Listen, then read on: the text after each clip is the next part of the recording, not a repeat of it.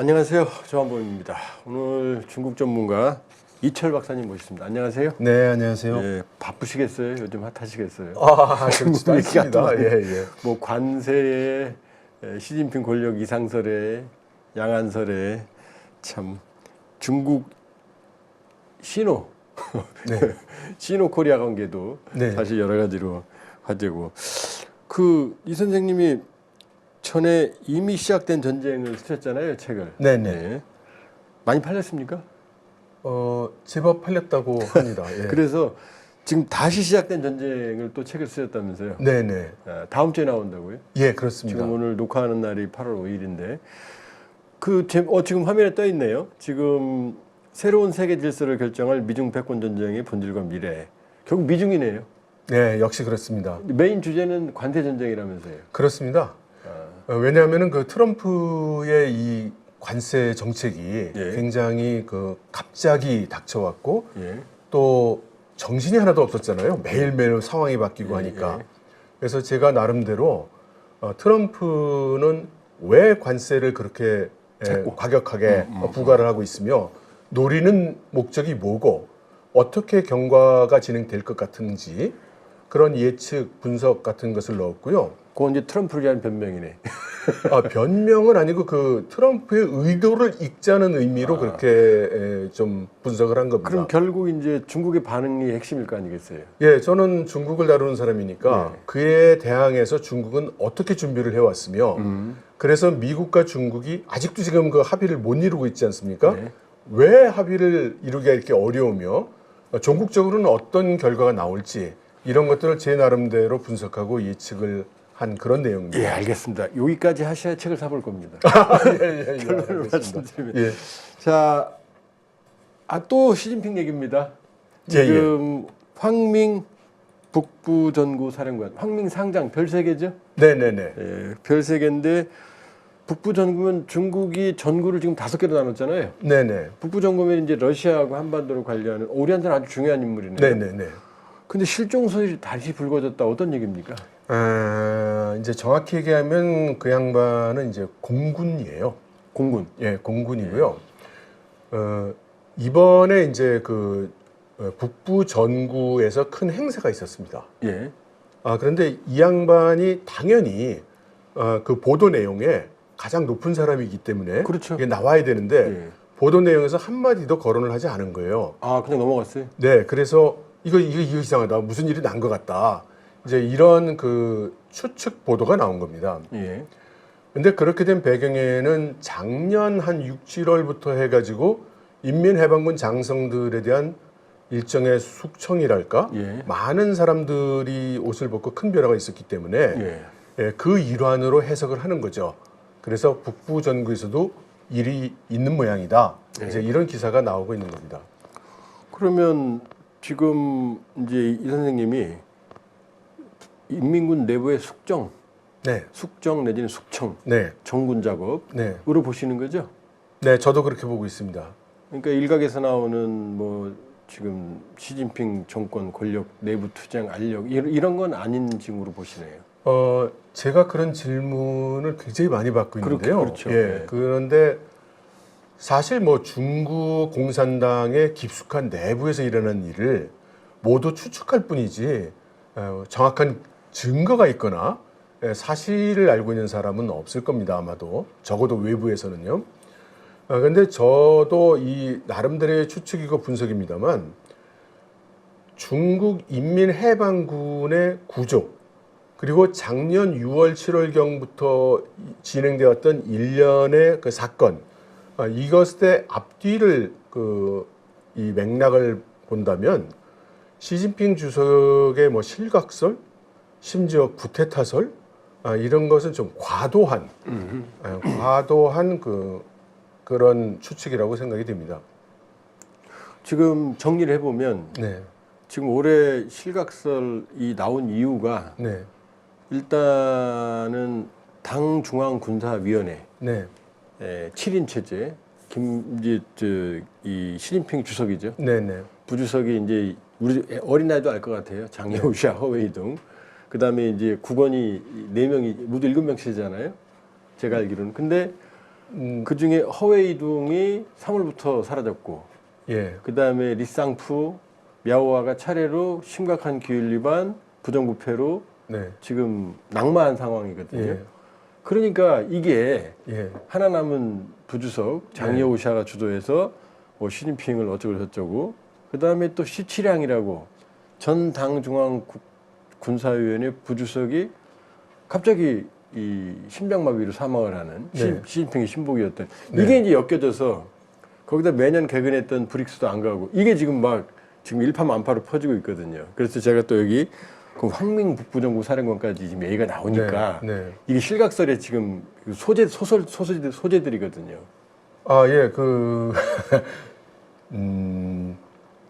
우선 제가 말씀드리고 싶은 거는 중국은 예, 큰 나라고요. 예, 중국 공산당이 헌법에 정의된 체제에 의해서 독재를 하고 있는 그렇죠. 일당 전제 정치의 국가입니다. 근데 이 거대 국가의 운영이라는 게 다이나믹하게 오늘은 이렇게 정했다 내일은 저렇게 정하고 이럴 수 있는 국가는 아니에요. 그래서 중국에서 일하는 일을 생각할 때 어제 이랬으니까 오늘 일은 해석을 한다. 이런 식으로 보면 좀 잘못된 분석을 하기 쉽습니다. 그러니까 한 몇 년 전부터 이 일이 어떻게 흘러왔는지 그 맥락을 짚는 것이 더 객관적인 그리고 합리적인 분석을 할 수 있다고 생각을 합니다. 예. 지금 이야기되고 있는 그 군부에 대한 얘기는 제가 생각할 때는 우리나라의 여러분들이 우리나라에서 있었던 권위주의 정권, 군사 독재, 그리고 1인 독재, 그리고 그들 독재자들의 전횡 이런 것들을 보아왔기 때문에 중국의 시진핑 주석도 그런 식으로 할 거라고 생각하시는 것 같아요. 그리고 군부 쿠데타가 우리가 많이 겪었잖아요. 그러니까 중국도 그런 식의 쿠데타가 가능할 거로 생각하는 것 같아요. 근데 조금 무리 있는 가정입니다. 조금씩 설명을 드리면요.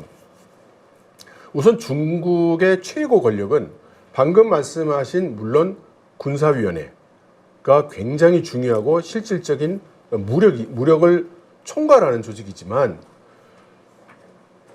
군이 우리나라와는 달리 그러니까 작은 나라는 군대가 들어가서 정권을 장악해가지고 막 좌지우지할 수가 있어요. 근데 중국처럼 큰 나라는 군이 장악을 한다 하더라도 이 국가를 다스리기 어렵습니다. 그래서 이 군이 쉽게 정권을 장악해서 운영하기 어렵다라는 게 하나고요. 그래서 정치 권력은 7사람으로 이루어진 상무위원회가 가지고 있는 겁니다. 그래서 시진핑 주석이 7인 상무위원회의 중국 주석이고 공산당 정치국 상무위원회. 그렇습니다. 네. 그리고 이것은 이제 집단 지도 체제죠. 이렇게 된 것은 과거 마오쩌둥 시절에 마오쩌둥이 저질렀던 여러 가지 실패를 거울 삼아서 덩샤오핑이 개인 지도 체제는 안 되겠다. 집단 지도 체제를 공고히 했죠. 그래서 권력을 좀 나눠서 가지도록 되어 있습니다. 그런데 그 시진핑 주석이 3연임을 하면서 이 7인 상무위원회, 군사위원회, 주요 보직을 모두 자기 사람으로 채웠습니다. 그러니까 과거에는 파벌들이 이렇게 자리를 좀 놓아가졌어요. 근데 지금은 간단히 얘기해서 높은 자리는 전부 시진핑 그룹이 차지하고 있다고 보면 됩니다. 그래서 말씀하신 군사위원회도 그렇고 상무위원회도 그렇고 간단히 얘기해서 모두 시진핑 사람입니다. 그래서 과거처럼 파벌들이 존재했을 때처럼 이 사람이 낙마한 걸 보니까 반대 파벌이 득세했겠네 라는 가정이 지금은 성립하기 어렵습니다. 지금 이제 재밌는 게 중국이 항모를 3척 찍어냈어요. 4척은 만들고 있고 일본 랴오닝은 80년대 만들어진 네. 우크라이나 갔다가 개조한 스키점프 영만도급 그걸 그대로 복제한 산동. 네. 그 다음에 현대 항공모 하면 이제 평갑판이잖아요. 네. 그래서 갑판이 이제 이륙이 거리가 짧으니까 고무줄로 이렇게 쏴주는 네. 것처럼 하는 게 네. 캐터펄트거든요. 네. 이게 있어야만 네. 제대로 무장을 하고 뜨거든요. 네. 근데 중국은 캐터펄트 경험이 전혀 없는 네. 국가인데 네. 갑자기 푸젠함에다가 미군도 전기식을 썼는데 네. 물을 끓여서 전기를 이용해서 쏴주는 그런데 이 푸젠에 갑자기 핵추진도 아닌데 여기에 이 미국이 제랄드 포드급에 최근에 적용한 전자식 네. 캐터펄트 개념을 푸젠함에 네. 지금 장착을 했거든요. 네. 그 지금 첫 캐터펄트 이륙 훈련을 시작했다고 그랬거든요. 네. 여기 이건 어떻게 이게 가능하다고 보세요? 기술적으로 아니면은 또 어떤 전략이 있다고 보시나요? 아, 예. 그 굉장히 놀라운 일이죠. 예. 캐터펄트. 말도 안 되는 거죠, 사실. 예, 이제 일반 상식으로 보면 여러 가지로 이제 비상식적인 포인트가 있는데 지적하신 것처럼 캐터펄트라는 게 굉장히 기술적 난이도가 높은데 중국 실력으로 갑자기 이렇게 뿅 하고 나올 수 있느냐 이제 이런 의문도 있고 둘째는 캐터펄트가 상당한 에너지를 소모를 하는데 전기가 어마어마하답니다. 예. 전자식은.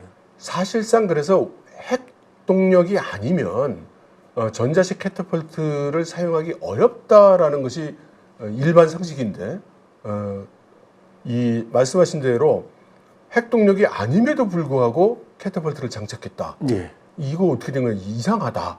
뭐 이런 게 있고요. 그다음 캐터펄트를 운영하는데 상당한 인력이 거의 1000여 명에 가까운 인력이 동원된다고 하는데 미국 같은 경우에도 그럼 지금 만들고 있는 중국식 항공모함이 그게 가당한 얘기냐 이제 이런 지적도 있고요. 또 하나는 그 중국의 이제 우리로 치면 강습 상륙함 같은 데에도 지금 캐터펄트가 있어요. 예. 예, 그래서 캐터펄트는 사실 장착하기 시작하고 준비한 거는 시간은 꽤 됐습니다.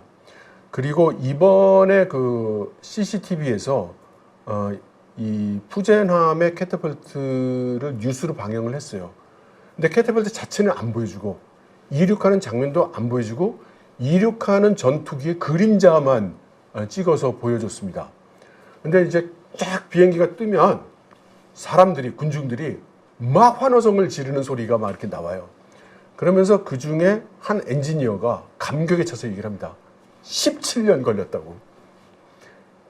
그래서 이것은 아마도 중국이 17년 전부터 전자식 캐터펄트를 개발해 왔다는 중요한 얘기네요. 예, 그런 의미로 이제 해석이 되고 있습니다. 근데 제 입장에서 얘기를 하면 사실은 이상하지가 않아요. 이 앞뒤가 다 맞습니다. 첫째는 중국의 현재 시간표를 볼 때 뭐 100년, 200년 기다려서 지금 그 조국 통일을 할 게 아니고 지금 가시권 내에 와 있는 거거든요. 그래서 하루라도 빨리 이 전쟁 준비를 마무리 지어야 될 상황이 있습니다. 그래서 미국의 항공모함은 전 세계 바다로 나가서 작전을 하는 것이 목적이겠지만 중국의 항공모함은 일단 타이완 해협 이 대만 위협까지만 가면 되는 거예요.